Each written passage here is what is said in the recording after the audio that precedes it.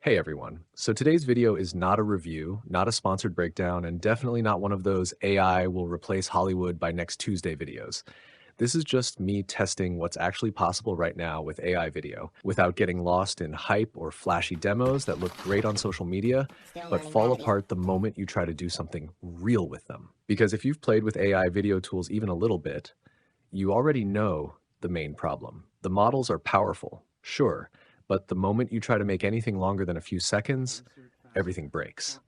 Faces change, scenes reset, and suddenly your character looks like a different person between shots. So instead of talking theory, let me just show you what I actually did. The platform I'm using for this experiment is MoniMaster. If you want to follow along, you just go to monimaster.com, sign up, and you land straight on the main dashboard. Nothing fancy, no long onboarding, you're just in. The first thing I noticed is that the interface is calm, and that's rare in AI tools. You're not immediately hit with a wall of buttons or buzzwords. On the left, you clearly see text to video, image to video, animation, effects, and your library. At the top, everything is grouped logically into AI video, AI image, and AI effects. You kind of immediately understand where things live. And this matters because the tool itself matters a lot less than the workflow. I'm going to say this once and keep it in mind throughout the video. The model is not the magic part. The process is. Before touching video, everything starts with images. Always. If the still image doesn't look right, no video model on Earth will magically fix it later. So the first thing I do is head into AI image and choose image to image. I upload my photo, and for the model, I use Nano Banana.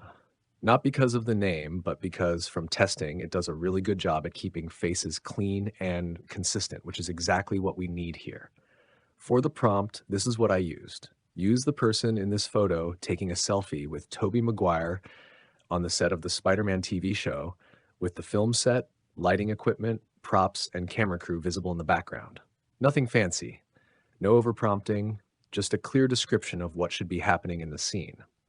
I always generate 4 images at a time, not because I need all 4, but because AI image generation is probabilistic. Sometimes the first batch is great, sometimes it's not. Generating multiple options saves time later. I pick the one that looks the most natural and move on. I repeat this exact process for each celebrity. Same framing, similar lighting, same selfie logic. At this stage, I'm not thinking about motion yet. I'm just collecting clean, consistent stills. Now comes the interesting part. Once all the images are ready, I switch to AI video and choose image to video. I'm using Kling 1.6 here. It's not the newest model, but honestly, when you guide it properly, it still delivers very strong results. Here's the key idea, and this is where most people mess it up. For the first clip, I take my first selfie and use it as the first frame. Then I take the second selfie and use it as the end frame. By doing this, I'm telling the model very clearly where the motion should start and where it should end. Then I use this prompt. Taking a selfie, then the person naturally walks to the next scene on the right. Keep the face consistent, greeting the next person, then taking another selfie. That gives me a smooth transition from the first celebrity to the second. For the next clip, I don't start over. I take the second selfie, which was the end frame before, and now I use it as the first frame. Then I take the third selfie and use that as the new end frame. Same prompt, same logic. Then the third selfie becomes the first frame. The fourth becomes the end frame, and I keep chaining them like this until I reach the last selfie. This chaining method is the entire trick. You're not relying on the model to remember anything, because it doesn't. Video models don't have memory, so instead, you force continuity by design using images as anchors. And once you do that, the transitions suddenly feel natural. The face stays consistent, the movement makes sense, and instead of separate clips, it feels like one continuous moment. If you want the exact prompts I use, just comment prompts, and I'll share them. After that, the rest is honestly boring in the best way. I drop all the generated clips into CapCut or any editor you're comfortable with. I clean up the cuts, adjust timing, maybe add some music, and that's it. no heavy compositing, no crazy tricks.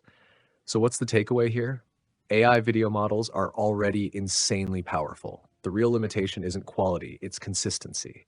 And once you stop expecting the model to remember things and instead build a workflow that enforces continuity, the results get much better, very fast. This isn't the only way to do it. It's just one workflow that works right now. If you want to experiment with it yourself, the platform I used is monomaster.com. Explore it at your own pace and see what works for you.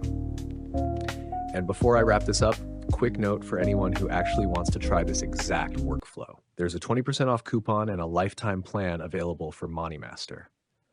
I didn't want to interrupt the video with links or banners, so if you're interested, the link is only in the description. No pressure. It's just there if you want to check it out. If you want more videos like this, where we cut through the hype and actually test what's real, let me know. See you in the next one.